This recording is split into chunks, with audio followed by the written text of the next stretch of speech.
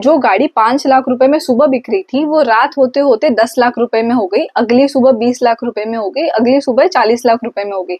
Hello and welcome back to my YouTube channel. तो हम सबके दिमाग में क्वेश्चन होता है कि जब जीएसटी के रेट्स बढ़ाए जाते हैं या जब इनकम टैक्स के रेट्स बढ़ाए जाते हैं तो हम सब एक सवाल पूछते हैं कि यार अगर गवर्नमेंट को इतनी पैसों की जरूरत है तो जाके अनलिमिटेड पैसे क्यों नहीं छाप देते, उनके पास ही तो प्रिंटिंग मशीन्स है। सवाल हमारे मन में आ रहा है, वो गवर्नमेंट के मन में भी तो आया ही होगा कि अगर हमें पैसों की जरूरत है तो क्यों ना हम अनलिमिटेड पैसा प्रिंट कर ले। बट कुछ तो रीजन होगा जिसके वजह से they don't go ahead and print like insane amounts of money. Now usually this is a very complex economic topic, but in this video we are going to learn it in a very fun way. इससे पहले ना currency printing का थोड़ा background समझते हैं।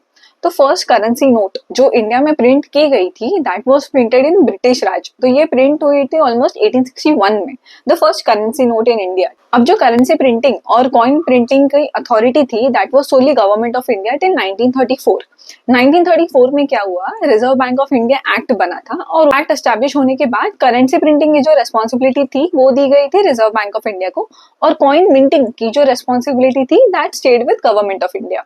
Now what RBI does is, RBI ना बहुत complex formula से ये डिराइव करता है कि उनको इकोनॉमी में उस साल कितनी एक्स्ट्रा करेंसी फ्लोट करनी है। एक बार उन्होंने वो एस्टिमेट बना लिया, वो जाते हैं गवर्नमेंट ऑफ इंडिया के पास और उनका अप्रूवल लेते हैं कि भाई हमें इस साल इतनी करेंसी प्रिंट करनी है, आप अपना अप्रूवल दे दो। और there are 4 places in India जहाँ पे अपनी करेंसी नोट्स प्रिंट होते हैं, Nashik in Maharashtra, Mysore in Karnataka, Salboni in West Bengal and Dewas in Madhya Pradesh. Let's try to understand, जब आरबीआई फ्रेश मनी प्रिंट करके मार्केट में फ्लोट करती है तो उसके इफेक्ट्स क्या होते हैं। जब मार्केट में न्यू मनी आती है तो लेट्स इमेजिन क्या होगा अगर आपके पास नॉर्मल से ज्यादा पैसा आ जाए, मतलब आपके पास 100 रुपए थे, आज आपके पास 200 रुपए है, तो क्या क्या हो सकता है। परचेजिंग पावर बढ़ जाएगी। परचेजिंग पावर का बढ़ना मतलब जब आप 100 रुपए खर्च कर सकते थे उसकी जगह आप 150 रुपए 200 रुपए खर्च कर सकते हो। इससे क्या होगा, इकोनॉमी में मनी सर्कुलेशन बढ़ेगा and there will be development. When money printing happens there is infrastructure development. When money printing happens there can be more economic growth, जिससे जीडीपी भी बढ़ सकती है। Now these are the positive impacts of printing money. But अगर money printing excess में होने लगे, मतलब जो आरबीआई का कॉम्प्लेक्स फॉर्मूला है उसके हिसाब से उन्होंने एक फिगर निकाला, बट उससे भी ज्यादा अगर वो पैसे प्रिंट करेंगे तो क्या प्रॉब्लम होगी ये समझते हैं। Now let's take a very basic example जो हमें बहुत इजीली समझ में आएगा। Let's assume I want to buy a car and my neighbour also wants to buy a car. हम दोनों के पास 5-5 लाख रुपए। हम दोनों कार शोरूम में जाते हैं। कार शोरूम में 2 गाड़ियां हैं, दोनों गाड़ी के दाम भी 5 लाख रुपए। अब मैंने बोला ठीक है मुझे मेरी गाड़ी दे दो, मेरे नेबर ने बोला ठीक है मुझे मेरी गाड़ी दे दो। कार शोरूम वाला इज हैप्पी कि 5 लाख में एक गाड़ी गई, 5 लाख में दूसरी गाड़ी गई। मेरे पास जितना पैसा था मैंने कार शोरूम वाले को दे दिया, मेरे नेबर ने भी उतना पैसा कार शोरूम वाले को दे दिया। This is an excellent scenario जहाँ पे जितना मेरी पे करने की कैपेसिटी थी उतनी ही प्राइस उस कार की थी। Now let's take scenario number 2 जहाँ गवर्नमेंट ने बहुत सारे पैसे प्रिंट कर दिए, हमारे सबके पास अभी बहुत सारा पैसा है। अब मेरे पास 5 लाख रुपए के बजाय 12 लाख रुपए और मेरे नेबर के पास भी 5 लाख रुपए की जगह 12 लाख रुपए है। अब हम दोनों को एक गाड़ी नहीं 2-2 गाड़ी खरीदनी है क्योंकि अब तो हमारे पास ज्यादा पैसा है ना। अब हम दोनों जाते हैं कार शोरूम वाले के पास, उन भैया को बोलते हैं कि भाई हमको 2-2 गाड़ियां चाहिए। अब कार शोरूम वाला तो खुश है कि उसके पास 2 गाड़ी है 5-5 लाख रुपए की और उसके पास 2 कस्टमर है जो बोल रहे हैं कि भाई हमको 2-2 गाड़ियां चाहिए। अब मैं बोलती हूँ कि लो 10 लाख रुपए और मुझे 2 गाड़ी दे दो, पर मेरा नेबर बोलता है कि नहीं मैं आपको 11 लाख रुपए दूंगा पर 2 गाड़ियां तो मुझे चाहिए। एंड देन आई से कि no I will give you 11.5 lakh rupees but give the 2 cars to me. And my neighbour again says कि नहीं I will give you 12 lakh rupees but दोनों गाड़ी मुझे दे दो।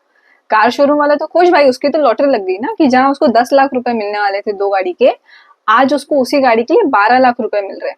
अब इस पूरे सिचुएशन में हुआ क्या, लेट्स यूजुअल सिनेरियो में अगर गवर्नमेंट हमें एक्स्ट्रा पैसे नहीं देती तो हम तो बस 5 लाख रुपए बचाते, 5 लाख रुपए की गाड़ी देते, उसमें भी मोल भाव करते और बोलते कि भाई थोड़ा प्राइस रिड्यूस कर दो। बट ये सिनेरियो में क्या हुआ, because of excess money printing and because of our urge to go and buy those 2 cars, जो गाड़ी से 5 लाख रुपए में बिकनी थी वो बिकी 6 लाख रुपए में।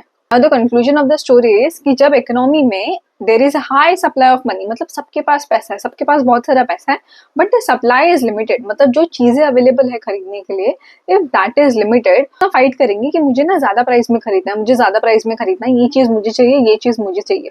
इससे क्या होगा, जिस चीज के भाव नहीं बढ़ने थे उस चीज के भी भाव बढ़ जाएंगे and it will create inflation in the economy. Inflation is what, जब चीजों के भाव बढ़ते हैं हम उसे बोलते हैं इन्फ्लेशन। हिंदी में ट्रांसलेट करो तो महंगाई। महंगाई is nothing but inflation. Healthy rate of inflation is fine. India में इन्फ्लेशन रेट इज 7%। मतलब जो 5 लाख की गाड़ी थी, एक साल बाद इन्फ्लेशन लग के वो होगी 5,35,000 रुपीज की। That is healthy inflation. But जब इकोनॉमी में मनी सप्लाई बहुत बढ़ जाता है, जैसे हम सोचते हैं कि यार सरकार बहुत ज्यादा पैसा क्यों ना प्रिंट कर दे, तो अगर सरकार बहुत ज्यादा पैसा प्रिंट करेगी तो जिस चीज के भाव थोड़े बढ़ने थे उस चीज के भाव बहुत बढ़ने लगेंगे। This is called hyper inflation. अब सिर्फ मैं बोल रही हूँ इसलिए आप मान जाओगे कि अगर ज्यादा सप्लाई कर दी तो इन्फ्लेशन की जगह हाइपर इन्फ्लेशन होगा। Now let's talk with some example and some data. जैसे हमने सिर्फ कार का एग्जांपल लिया, अब हमारे पूरे सिचुएशन में बस कार एक इकलौती कमोडिटी थी। बट अगर आप कंट्री लेवल पे सोचोगे तो यार लाखों करोड़ों कमोडिटी है, लाखों करोड़ों लोग हैं और सबके पास इतना सारा पैसा हो गया, तो एक कंट्री पे क्या फर्क पड़ेगा, मतलब एक कंट्री के इन्फ्लेशन पे क्या फर्क पड़ सकता है, हम एग्जाम्पल से समझते हैं। क्योंकि पास्ट में ना ऐसे थोड़ी कंट्रीज रही है जिन्होंने ना अपनी इकोनॉमिक क्राइसिस हैंडल करने के लिए बहुत सारा पैसा प्रिंट कर दिया था।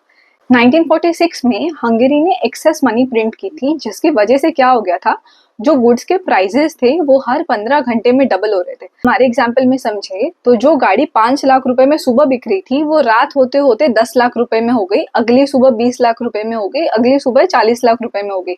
Now this is called as hyper inflation. 1985 to 1994 के बीच में ब्राजील ने भी एक्सेस मनी प्रिंट किया था, जिसके वजह से उनके इकोनॉमी में जो प्राइस इंक्रीज था that was 184 billion percentage. And in 2008 Zimbabwe की पूरी इकोनॉमी कोलैप्स हो गई थी because of hyper inflation. I hope in this video I was able to make you understand कि एक्सेस मनी प्रिंटिंग से हाइपर इन्फ्लेशन शूट हो सकता है और छोटी छोटी कमोडिटी के भाव एक्स्ट्राऑर्डिनेटली बढ़ सकते हैं। अगर आपको इस वीडियो से कुछ अच्छे इंसाइट्स मिले तो please press the like button, share it with your friends, family and relatives, subscribe to the channel. I make more such informative videos. I will see you next time.